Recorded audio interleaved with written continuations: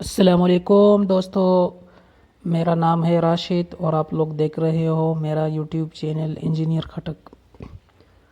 آج کی ویڈیو ہے parallel operation of transformer, 3 phase transformer. 3 phase transformer کو پیریلل میں کیسے آپریٹ کیا جاتا ہے، اس کے کیا فائدے ہیں، تو ان سب کو ڈیٹیل سے ہم پڑھیں گے اس میں۔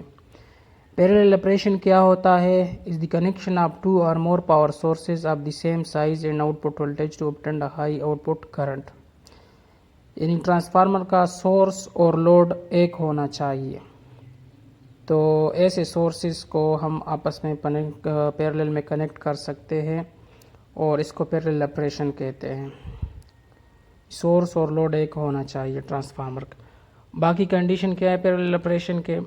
تو دونوں ٹرانسفارمر کے ریشیو بھی سیم ہونی چاہیے جن کو آپ پیریلل میں کنیکٹ کرنا چاہتے ہو، پولیرٹی بھی سیم ہونی چاہیے، پرسنٹیج امپیڈنس بھی سیم ہونا چاہیے، ویکٹر ڈائیگرام اور فیز ڈسپلیسمنٹ سیم ہونی چاہیے، اور فیز سیکوینس وہ بھی سیم ہونا چاہیے، اور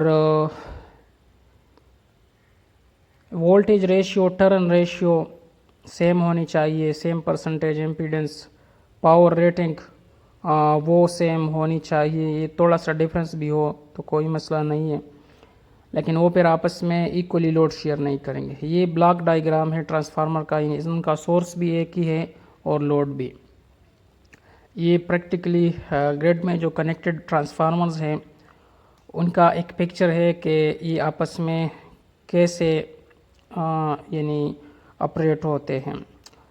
ویکٹر ڈائیگرام، لیٹ سپوز ہمارے پاس 2 ٹرانسفارمر ہے 132/33 kV، تو ویکٹر گروپ کا مطلب یہ ہے کہ ان کا سٹار یعنی پرائمری سائڈ اگر سٹار ہے تو دونوں کا سٹار ہونا چاہیے، اور اگر سیکنڈری ڈیلٹا ہے تو دونوں کا ڈیلٹا ہونا چاہیے، تو اس صورت میں ان کا ویکٹر ڈائیگرام سیم ہوگا، اور باقی پیرامیٹرز وولٹیج وغیرہ، ٹرن ریشیو یہ سب بھی سیم ہونی چاہیے۔ پیریلل آپریشن ہے اس کے کچھ ایڈوانٹیجز ہے، ایفیشنسی بڑھ جاتی ہے سسٹم کی، اور فلیکسیبلٹی، ریلائبلٹی، لیکن اس کے علاوہ شارٹ سرکٹ کرنٹ ٹرانسفارمر کا بڑھ جاتا ہے، یعنی یہ فالٹ کی صورت میں جو شارٹ سرکٹ کیپیسٹی اس کی ہوتی ہے وہ بڑھ جاتی ہے۔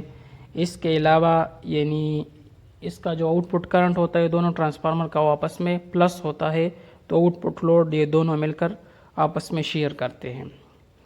اور فائدے اس کے کیا ہے؟ ریلائبلٹی بھی انکریز ہو جاتی ہے، electrical out put system availability, وہ کیونکہ اگر ان دونوں میں سے ایک ٹرانسفارمر خراب ہو جائے تو اس کا جو لوڈ تھا وہ یہ دوسرا ٹرانسفارمر اٹھائے گا، یا مینٹیننس کی غرض سے آپ لوگ اس کو آئسولیٹ کر کے چلا سکتے ہو۔